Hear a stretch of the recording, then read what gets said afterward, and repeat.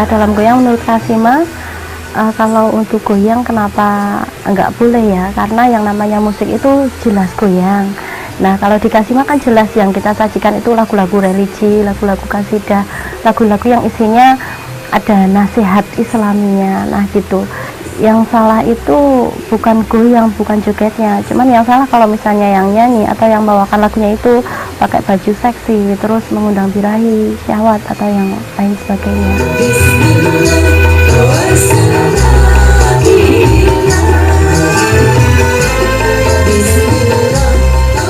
PR-nya itu kita, kalau menurut kita kalau lewat gerakan itu juga ada sampai sih ke penonton, karena kita gerakannya juga mengikuti arti lagu, mungkin lewat kata-kata di lagu itu apa gitu. Jadi kita bukan goyang yang gimana gitu, enggak, cuman kita goyangnya juga kita menjiwai lagunya itu lewat gerakan, kita juga salurkan lewat gerakan gitu. Dan di gerakan di Kasima juga banyak ini, sudah banyak penontonnya juga sudah banyak yang hafal. Jadi kadang kalau kita pentas ngikutin dari bawah, kayak di lagu Dendang Kasima itu penonton ngikutin dari bawah.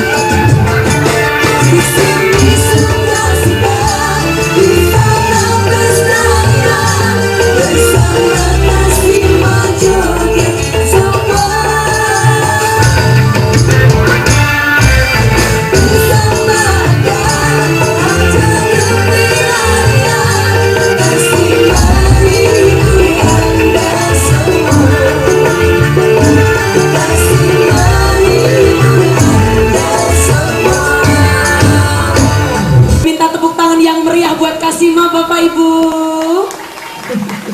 Terima kasih. Dendang Kasima, Kasidah Irama Melayu Magelang.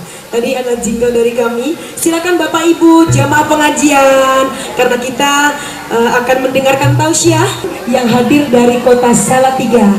Jawa, nek Jawa kurang modern to kiai, masa tukiman, tukimin, tukino, sukiman, sukimin, sukino kurang modern to iki. Wis ngene wae anakmu tak jenenge campuran Indonesia karo luar negeri. Sinten Kiai Herlan Darwis. Wah, sae niku Mas Kiai, mangke ten desa panggilane Herlan, ten kota panggilanipun Darwis. Sae niku Mas Kiai Herlan Darwis. Artosipun napa Mas Kiai Herlan Darwis? Lair neng dalan modal lak wis. Daripada Anda yang selalu makan daging.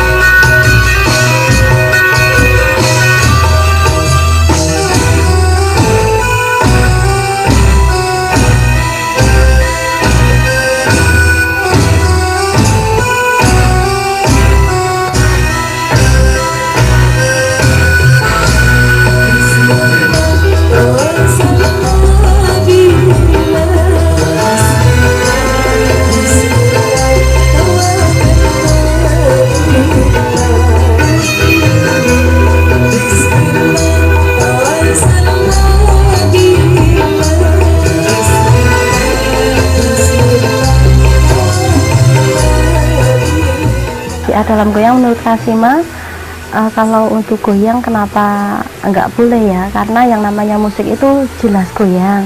Nah kalau di Kasima kan jelas yang kita sajikan itu lagu-lagu religi, lagu-lagu kasidah, lagu-lagu yang isinya ada nasihat Islaminya. Nah gitu, yang salah itu bukan goyang, bukan jogetnya, cuman yang salah kalau misalnya yang nyanyi atau yang bawakan lagunya itu pakai baju seksi terus mengundang birahi, syahwat atau yang lain sebagainya.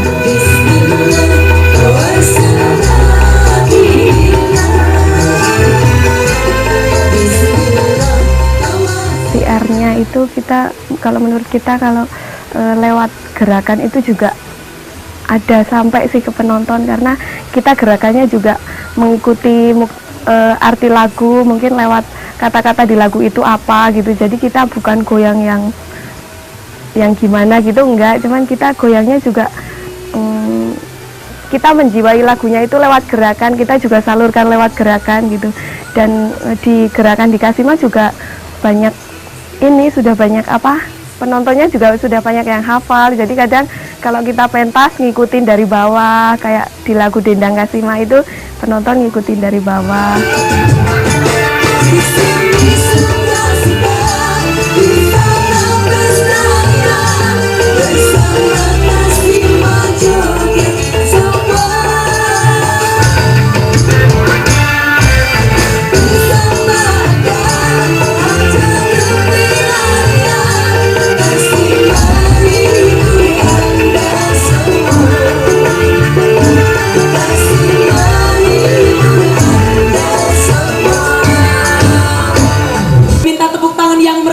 Kasima Bapak Ibu.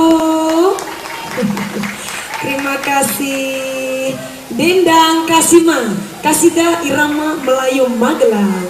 Tadi ada jingle dari kami. Silakan Bapak Ibu jamaah pengajian, karena kita akan mendengarkan tausiah yang hadir dari kota Salatiga.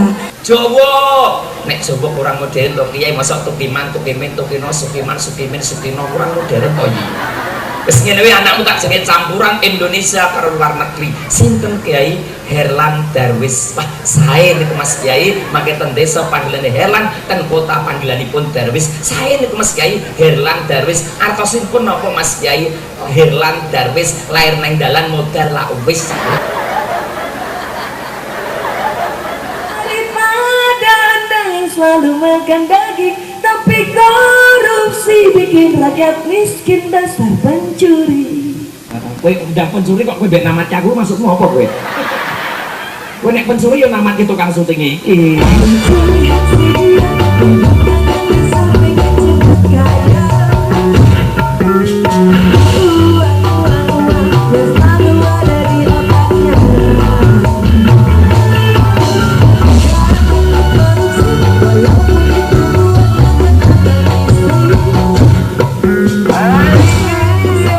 Batasnya paling tidak waktu. Jangan sampai kita nyanyi lagu-lagu ketika adzan bergema. Satu, jangan sampai kita menyanyikan lagu yang lagu itu menunjukkan kerendahan agama. Kemudian menyanyi sholawat dengan bergoyang, nggak boleh. Sholawat dengan rapi hormati, nggak boleh kan pakai sholawat pakai goyang ngebor ngecor atau goyang itik, nggak boleh. Yang lainnya boleh lah, tapi kalau lagu-lagu agama jangan, karena butuh etika. Allahumma sholli ala sayyidina Muhammad. Kemuliaan keberkahan bagi ya Allah. Mudahkan urusan kami, dapatlah rezeki kami dari kamu ini ya Allah.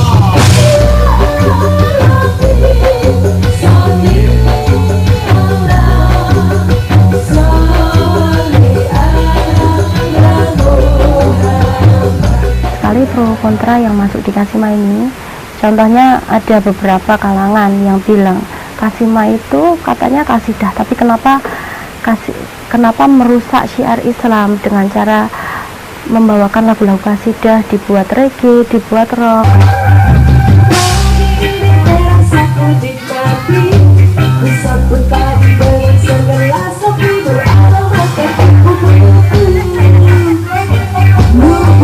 Kita ambil positifnya aja, karena kenapa lagu-lagu misalnya lagu-lagu rebana, lagu-lagu kasidah kita buat reggae, kita buat rock, itu karena saya lihat orang-orang remaja sekarang itu lebih menerima dengan musik yang kita sajikan. Mungkin yang dahulunya mereka cuma melihat, aduh kasidah itu, kalau kasidah itu cuman yang minat cuma bapak-bapak, ibu-ibu, cuma kakak-kakak, nenek-nenek, orang tua gitu aja. Kalau sekarang enggak, insya Allah kalau orang udah dengar Kasimah, khususnya untuk daerah sini orang udah dengar Kasimah mau tampil di sini, nah itu pasti banyak banget remaja yang datang.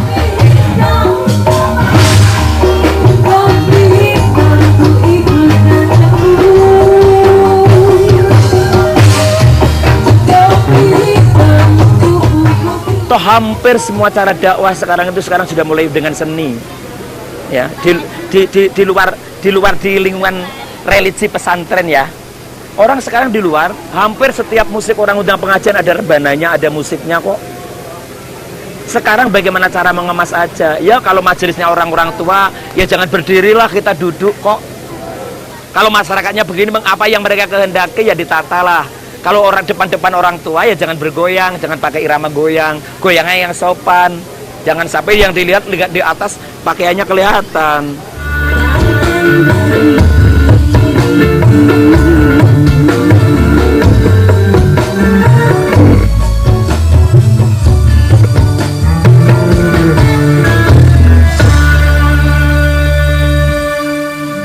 Lagi ketemu sekali Bu, aku rada nyedak neng yo isih ayu bojoku kok.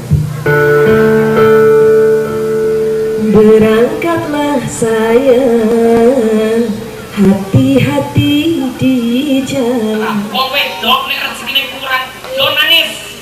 Jangan mengeluh di hadapan suami. Wali itu dakwah dengan cara apa sih? Wali itu berdakwah dengan cara mengikuti kehidupan masyarakat yang ada. Kemudian tema dan materinya yang dibedakan. Ya kan, dulu contoh ya, orang berkumpul jagongan ya, orang Jawa bilang dengan irama-irama musik. Sekarang diganti dengan tahlilan, dengan bacaan kalimat Al-Qur'an ya. Kalau seorang dulu orang mati 7 hari judi, bermain dan macam-macam, diganti dengan bacaan Quran, diganti dengan bacaan kabar janji. Sebenarnya begitu. Nah, para wali ingin menghantarkan bahwa agama itu bukan hal yang harus. Agama bisa mengikuti apa saja kok. Agama bisa masuk ke dalam lini budaya, agama bisa masuk ke lini politik, agama bisa masuk ke lini ekonomi, apalagi seni.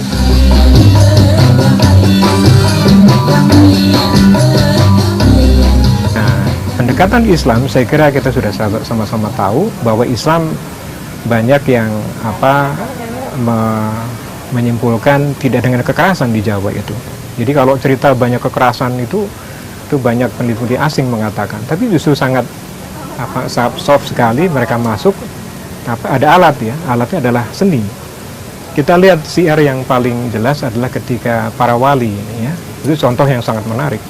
Dan para wali ini sangat menghargai budaya kita. Yang tadi ya cerita Hindu masih ada, Buddha masih ada, dan itu sudah sangat populer di masyarakat.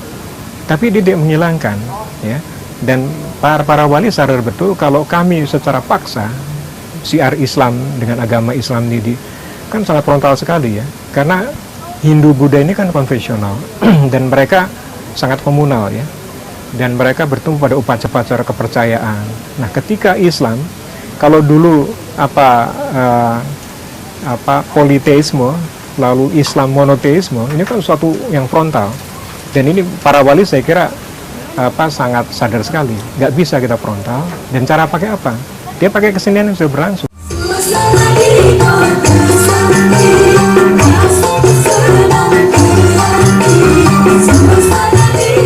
Kasimah nggak banyak goyang, goyang aja monoton itu aja. Saya tunjukkan, saya pilih Kasimah, cari penyanyi yang bagus, yang menarik, cari penyanyi yang kuliahan. Ini kan hampir lama banyak yang kuliahan kok, kuliahan, mahasiswa kuliahan. Sehingga apa, ini loh orang kuliah bisa nyanyi qasidah, orang kuliah nyanyi lagu qasidah nggak turun harga kok, ya kan? Orang kuliah nggak malu kok nyanyi lagu-lagu yang dianggap lagunya orang desa. Ternyata banyak pengunjung yang datang kok, mereka lebih tertarik di tempat itu. Cuma Kasimah saya minta bajunya juga harus lebih kendor, jangan terlalu ketat, lekuk-lekuk tubuhnya jangan sampai tampak, hanya itu aja. Sehingga ya namanya juga manusia, ustadz juga kayak gitu juga bisa terganggu juga loh mas. Itu normal-normal aja. Kameramen juga bisa terganggu juga kan.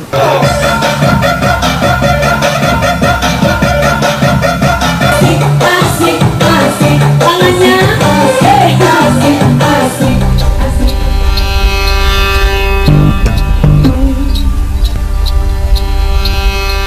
Besok kita untuk tampil di Semarang kita mau pakai kostum apa? Pink biru. Biru pink. Yang penting ada pinknya. Biru abu-abu. Kan itu doang namanya.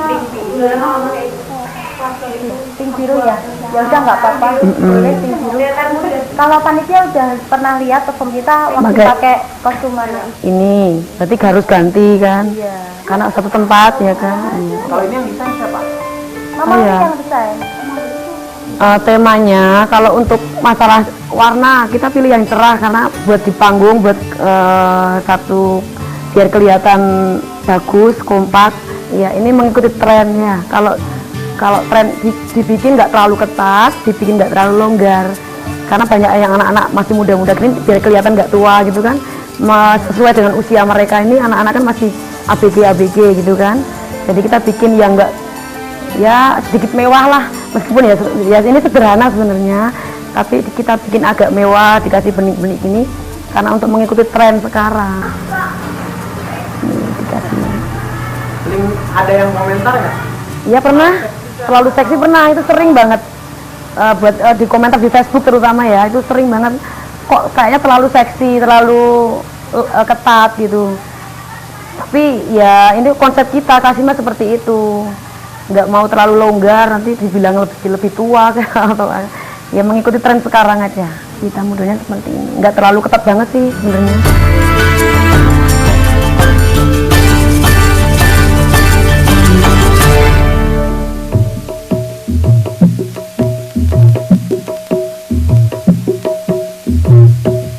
Kasima adalah kasidah irama Melayu.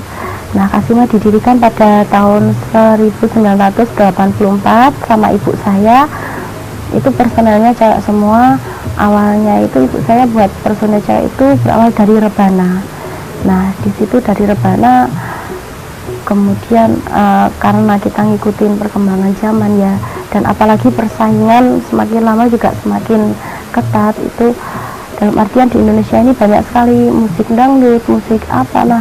Dan ibu saya, yang saya tahu, yang saya dengar dari cerita ibu, itu ibu dulu pernah cerita pengen buat sesuatu yang beda.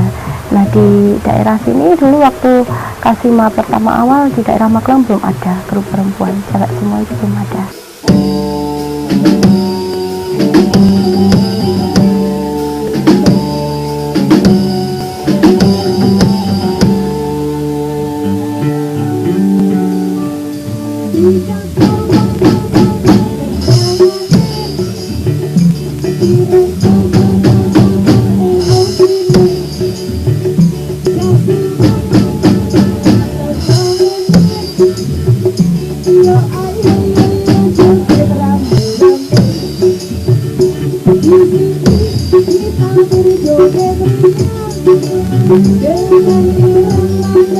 Perkembangan zaman di waktu itu dangdut ya irama kasidah dan bekas Melayu itu dengan suasana yang perkembangan yang sangat rumit tidak enak itu, akhirnya saya beralih untuk niat untuk mendirikan yang putri-putri.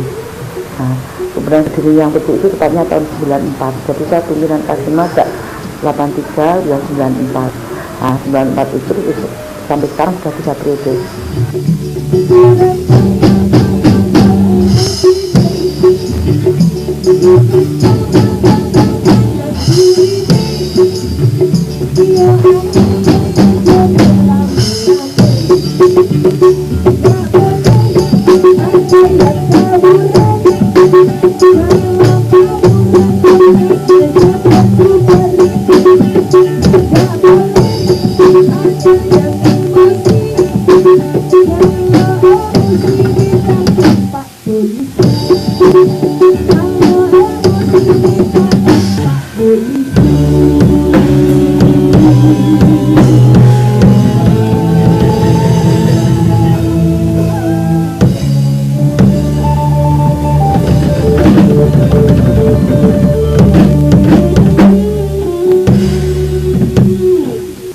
tahu lagu-lagu yang kayak zaman ibu dulu ya.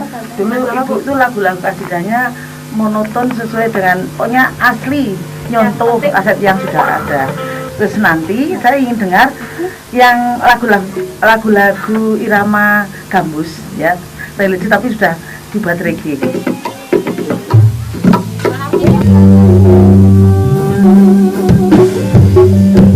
Kasidah itu sejenis satu genre kayak sastra Arab. Kalau kita syair atau puisi, tapi disajikannya dengan bentuk nyanyian dan dibawakan dalam bentuk riang, gembira, dalam keadaan yang menyenangkan.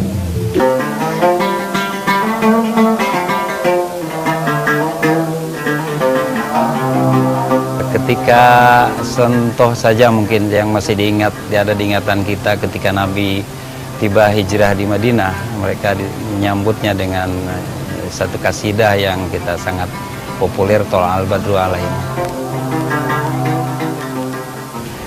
Kasidah itu masuk ke Indonesia seiring dengan perkembangannya Islam di Indonesia. Terutama Islam yang masuk ke Indonesia itu kan memakai pendekatan sufi. Jadi sufi biasanya dalam zikirnya, dalam wiridnya biasa menggunakan alat musik, dan yang paling sederhana adalah rebana. Dan itu dipergunakan untuk sebagai hiburan, sebagai bentuk kesenian yang menyenangkan tetapi memberikan pelajaran. Karena di dalamnya ada selawat, ada puji-pujian, ada ajaran-ajaran tentang Islam, ada nasihat-nasihat, sehingga bisa menyampaikan ajaran atau nasihat itu dalam bentuk yang menyenangkan, sehingga tidak terasa dipaksa sebagai satu ajaran yang memberatkan bagi masyarakat, terutama masyarakat awam pada masa itu. Habibi, Habibi ya nuril ain, Habibi, Habibi, Habibi ya nuril ain.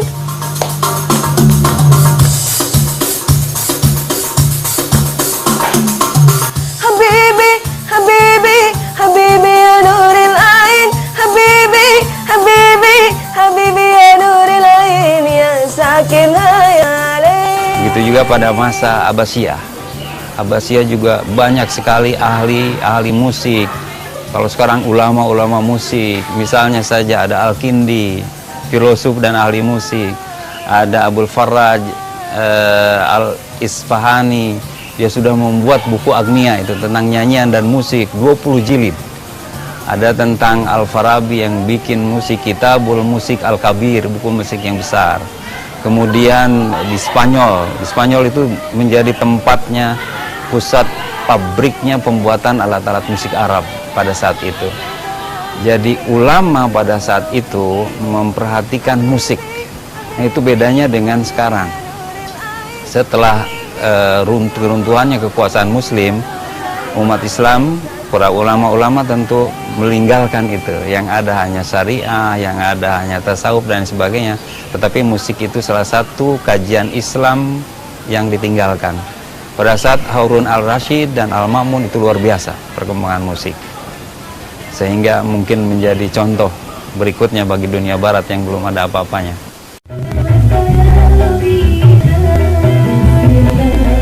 Seni buat Kasima, seni itu sebagai alat dakwah. Kita itu bukan ustadz, kita bukan guru, tapi kita di sini hanya pemain musik saja. Tapi dengan musik yang kita sajikan, dengan lagu yang kita sajikan, lagu-lagu kasidah, lagu-lagu dangdut yang berisikan nasihat Islami, nah di situ kita secara tidak langsung berdakwah.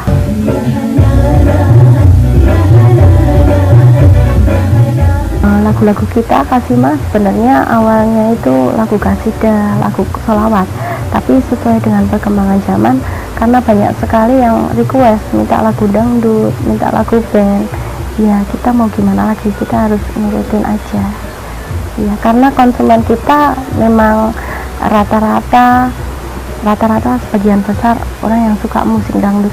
Lagu Goyang Dumang matur nuwun sing kathah.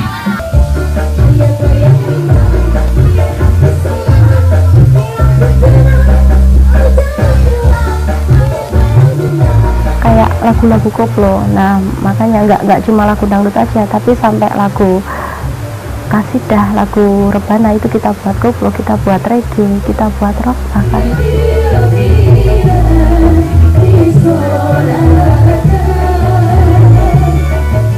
Kalau untuk permintaan kebanyakan lagu dangdut. Kadang juga ada yang ngejob kita itu minta kita khusus untuk lagu-lagu kasidah, tapi nyatanya yang tamu yang kita sajikan mereka malah requestnya lagu-lagu dangdut. Ya, lagunya Kandas, ya ada Neni yang teman-teman silakan.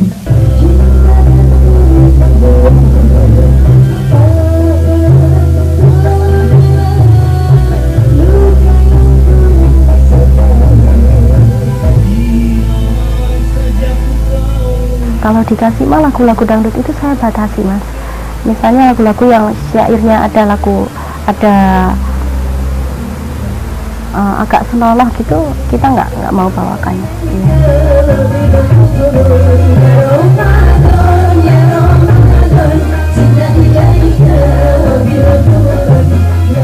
Kasima itu memberikan pengaruh untuk teman-teman banyak sekali pasti ya. Itu contohnya ada yang dulunya penyanyi dangdut, setelah ikut Kasima itu mereka merasa lebih nyaman dengan walaupun pakai jilbab, tapi tadinya memang awalnya waktu mereka saya tanya, ayo mau nggak ikut Kasima pakai jilbab, waktu saya tanya mereka takut saja kalau pakai jilbab. Kadang mereka takut merasa, aduh nanti kalau misalnya nggak laku nyanyinya terus gimana, mereka takut nggak kelihatan cantik di panggung, mungkin seperti itu. Tapi setelah merasakan nyanyi sama Kasima pakai jilbab, ternyata mereka lebih nyaman. Selain itu juga orang nontonnya itu lebih segan. Oke, yuk langsung dikasih bersama Sinta. Kali ini ada Krama.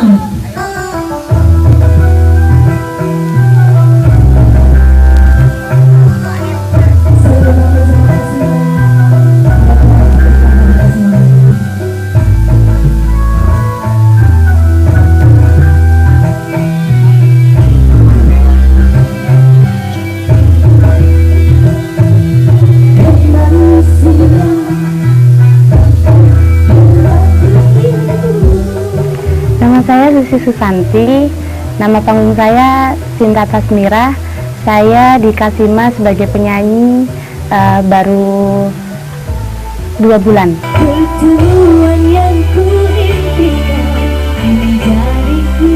Setiap orang pasti punya masa lalu, termasuk saya. Saya punya masa lalu yang bisa dikatakan kata orang, masa lalu kamu tuh kelam, masa lalu kamu tuh suram gitu. Tetapi yang paling penting adalah bagaimana kita menyongsong ke depannya, bagaimana kita menata hidup ke depannya gitu.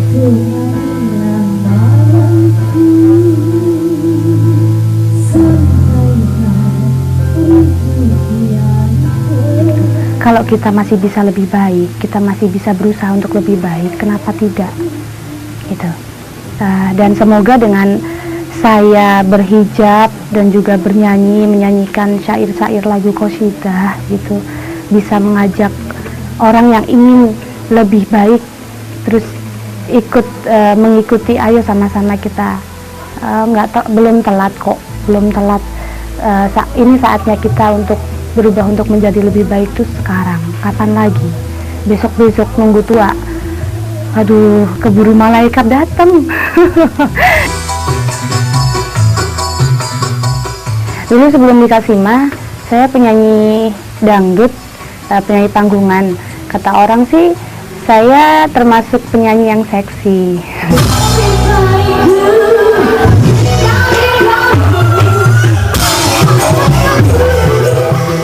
Usia 14 tahun, kurang lebih 14 tahun, saya menyanyi masih sambil sekolah waktu itu, sekolah SMP.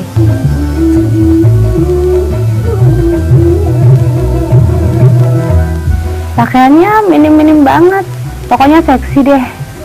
Kalau lihat siapa ya artis yang terkenal yang seksi-seksi tuh kayak gitulah. Itu pakaiannya aja.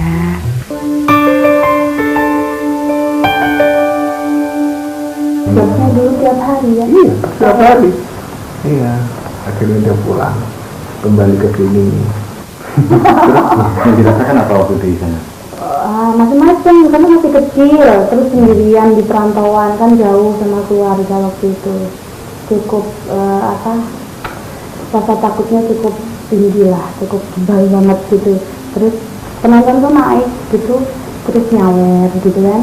Itu silih berganti seperti itu. Bahkan sempat nggak bisa istirahat, untuk duduk tuh nggak sempat gitu. Karena kalau orang mau nyawer pasti deketin penyanyi itu baru nyawer gitu. Kita jogetin aja gitu. Itu kalau di sana, di sini kan cuma 2 jam di panggung. Kalau di sana bisa sampai 1 hari full. Kita jam 8 udah naik panggung, jam 5 baru turun. Bayangkan seperti itu.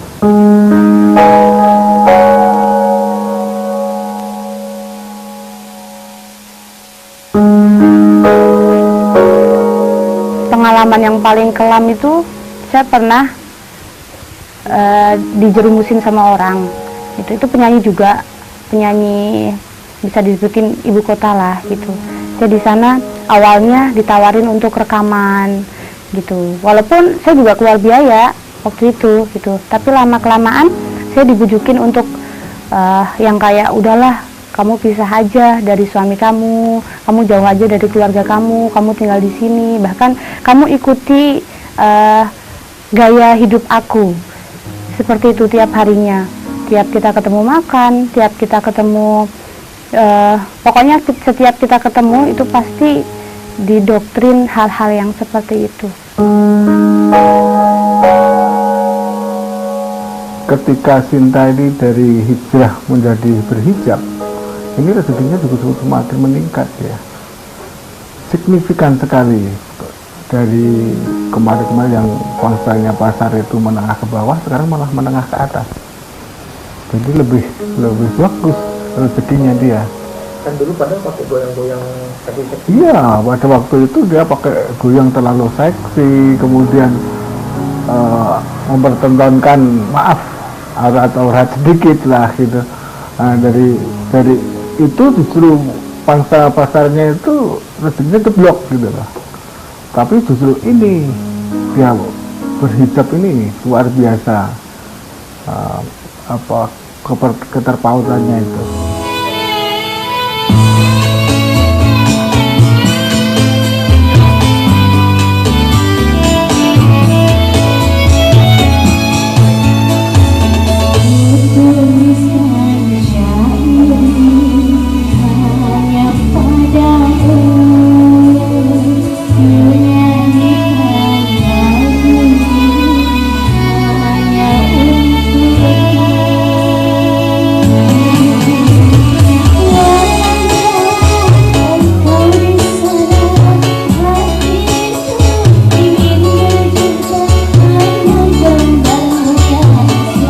Dulu kan saya pernah ngejar popularitas gitu, ibaratnya sampai nggak ngerti waktu, nggak inget sholat, terus bahkan nggak inget keluarga, walaupun hasilnya itu untuk keluarga saya juga gitu.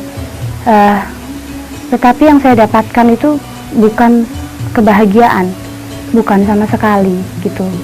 Malah semakin ini yang saya rasakan, semakin saya mengejar popularitas, semakin saya merasakan hidupnya kok kayak dikejar-kejar ya gitu. Padahal nggak tahu kita mau ngejar apa gitu. Tapi seolah-olah itu tidak ada kepuasan gitu. Kita dikasih rezeki 1 juta, minta 2 juta, dikasih rezeki 2 juta, minta 3 juta. Bahkan yang ditakutkan kalau kita terlalu mengejar popularitas itu kan akhirnya terjerumus.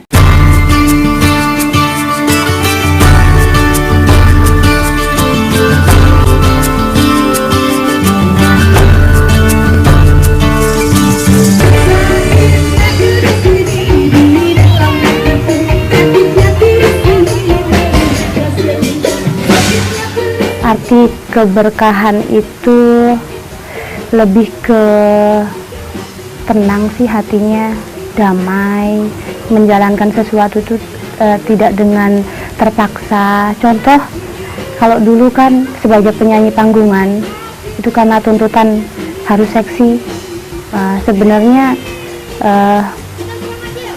berat juga dalam hati untuk berpenampilan seksi. Kalau sekarang sebagai penyanyi tapi kan berhijab, jadi nggak ada keterpaksaan, nggak ada rasa malu. Kalau dulu kan seksi kan seperti itu.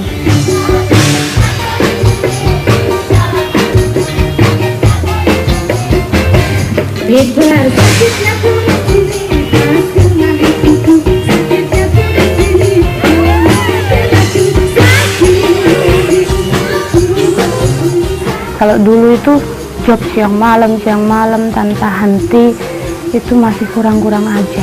Tapi sekarang 1 bulan ada job 4 kali, 5 kali, bagi saya alhamdulillah itu rezeki yang berkah. Alhamdulillah setelah berhijrah lebih merasakan nyaman, tenang, terus lebih bisa bersyukur, lebih bisa menikmati hidup. Nggak kayak dulu, pokoknya deh luar biasa hijab bagi saya. Bagi saya itu hidayah dan juga rem gitu. Kenapa saya bilang seperti itu?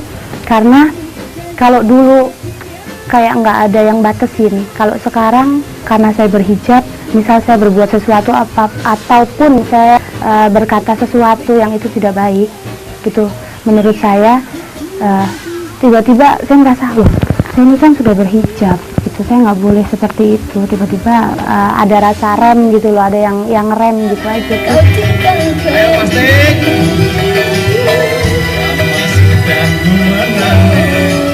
Banyak sih, ada yang bilang buat nutupin aib, cibiran-cibiran yang seperti itu, tapi aku nggak peduliin. Aku kan yang ngejalanin hidup.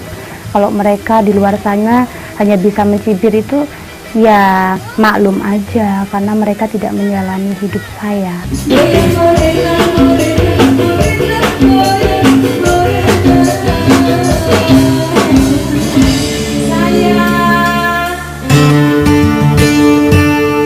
Capek memang capek, tapi nggak terlalu lah. Tadi sampai Semarang jam berapa? Tadi sampai Semarang jam 3. Jam 3? Jam 3 pagi.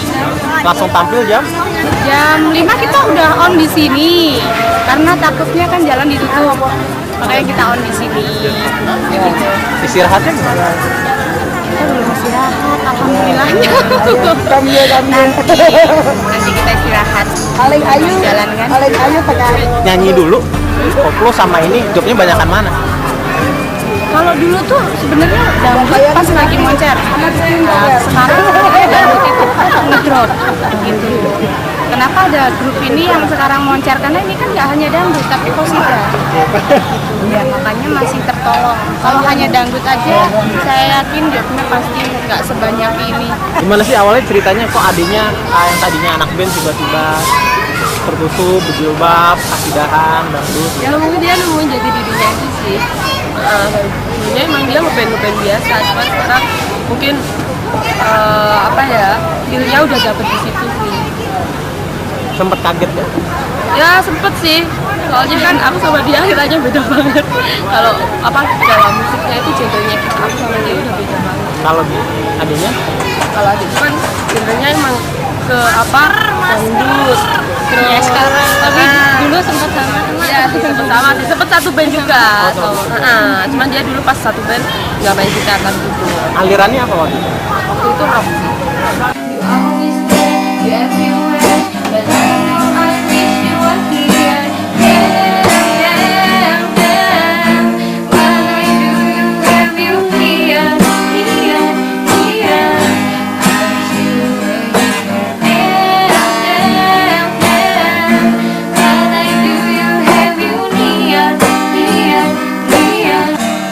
Dari SD sih rocknya gitu, habis itu dapat tawaran itu ikut Kasima itu, terus kita kan yang jadi gitarisnya ya dilakoni itu sama Isa.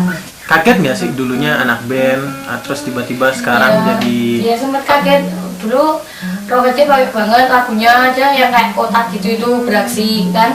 Terus tiba-tiba jadi dangdut itu kan berubah drastis. Gak nyangka awalnya? Gak nyangka. Dari dandanannya aja udah beda kok. Dulu apalagi kan kita kan rocker ya, rocker terus gak pakai kerudung, tiba-tiba dangdut pakai kerudung itu kan beda banget. Terus kan berjilbab karena apa ya? Ya rasanya nyaman aja, lebih terlindungi kalau di luar.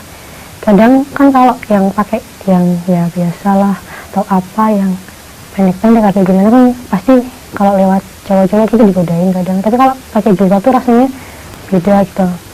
Ada orang bilang sama saya, kamu tahu nggak permen ini sama permen ini? Dia bawa permen yang kebuka sama permen yang ketutup. Terus dia jatuhin plek gitu. Kamu ambil yang mana? Ya yang masih bungkusan lah.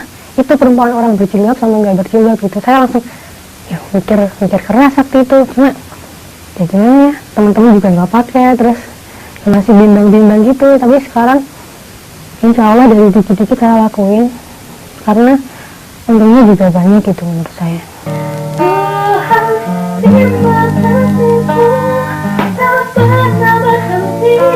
Selalu datang kepadaku, Tuhan satu-satu dan satu janjiku, takkan berpaling darimu. Berubah dan merubah gaya musik emang mudah? Ya enggak sih, pertamanya ikut kasihnya kan karena qasidah. Udahlah nggak apa-apa. Ya ternyata ada request dangdut. Karena nggak enak sama si big bossnya, ya udah saya ngerjain tuh dangdut. Terus ya udah lama-lama kok saya berpikiran gini, kok dangdut gak buruk juga ya. Terus waktu itu saya main ada yang joget, anak kecil sampai orang tua. Wah kok gini ya ternyata. Saya bandingin sama musik rock. Kalau orang tua nggak akan juga orang desa-desa sampai joget.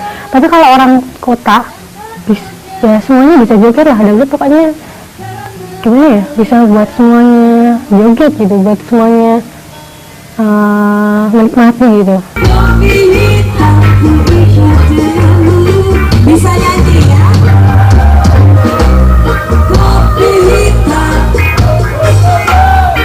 Gak apa-apa sih, ini cara kita buat ekspresiin, buat nunjukin kita pengen orang bahagia tapi pakai caranya kita, pengen ngajak orang sholawatan tapi pakai caranya kita.